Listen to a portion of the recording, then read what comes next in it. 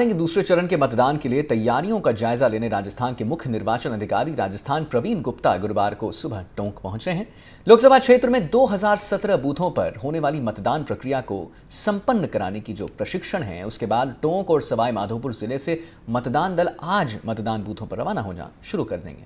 राजकीय PG college में मतदान दलों की रवानगी से पहले प्रशिक्षण कार्यक्रम को देखा और मतदान दलों का उत्साहवर्धन भी किया है और कहा है कि मतदाताओं के लिए छाया पानी जैसी सुविधाओं का ध्यान रखना है।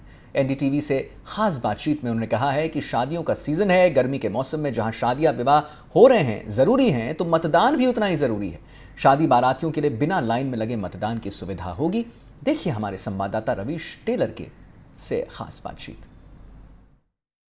Chief election officer Rajasthan Praveen ji Gupta हमारे साथ है। बात करते हैं राजस्थान में मतदान को लेकर द्वितीय चरण में किस तरह की उम्मीदें हैं। पहले चरण में थोड़ा कम मतदान हुआ, चिंता का विषय है, लेकिन उम्मीद की जा रही है कि द्वितीय चरण जो होगा 26 अप्रैल को, उसमें बेहतर परिणाम आएंगे। जी बिल्कुल। पहले भी पहला चरण में हमेशा दूसरे चरण से, दूसरा चरण बोले या इन 13 लोकसभा सीटों से पहले भी कम था। पहले 63 था, 63 के आसपास था, इनका 68 था। तो निश्चित तौर पर हमें उम्मीद है कि हम लोग जो 13 लोकसभा क्षेत्र में चुनाव हो रहा है दूसरे चरण में, उसमें हमारा मतदान बढ़ेगा।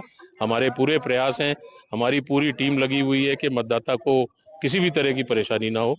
गर्मी को देखते हुए भी सारी माकूल व्यवस्थाएं की गई है। बार जो नवाचार हुए हैं राजस्थान के अंदर, खासतौर से राजस्थान में कुछ नवाचार आप लोगों ने किए, तो वो कौन कौन से नवाचार है, जनता भी जानना चाहती है। और मतदान बढ़ाने की हम भी अपील कर रहे हैं, आप भी अपील कर रहे हैं, तो वो कौन से प्रभावशाली कदम है जो आपने उठाए हैं जिसका असर देखने को मिल सकता है। देखिए, सबसे पहले तो हम लोगों ने हमारे बच्चों के थ्रू, बच्चों के मार्फत हमने संकल्पित कराया है।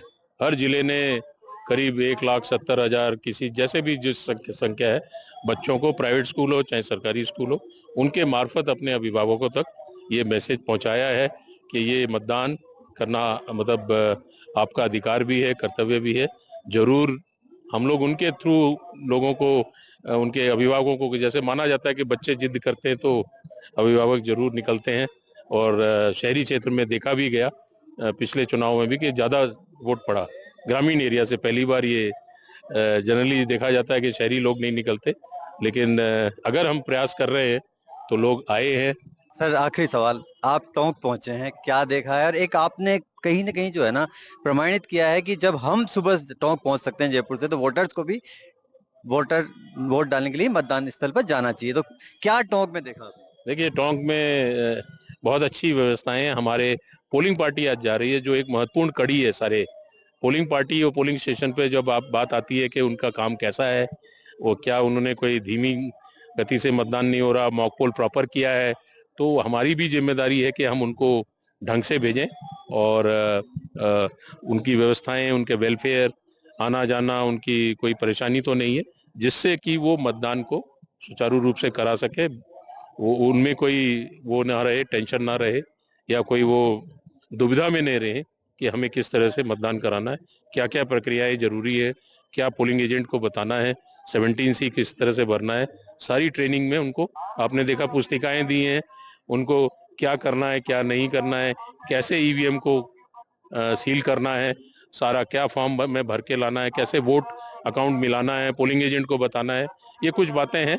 तो हमारी पोलिंग पार्टी भी, आप, मुझे लग रहा है कि कॉन्फिडेंट है, विधानसभा चुनाव कराए हुए हैं और निश्चित तौर पर मतदाताओं को वो धीमी गति का जो बात आती है वो नहीं होगी। हमने एक्स्ट्रा पोलिंग पार्टी भी लगा रहे हैं हम लोग, तो गर्मी को देखते हुए कोई ज्यादा देर मतदाता को कतार में ना खड़ा रहने। Thank you so much. ये हैं प्रवीण गुप्ता, जिनका कहना है कि घर से निकलिए, घर से निकलकर मतदान कीजिए। शादी जरूरी है तो लोकतंत्र के इस महापर्व में मतदान भी जरूरी है। कैमरामैन रोहित के साथ रविश टेलर, एनडीटीवी, टोंक।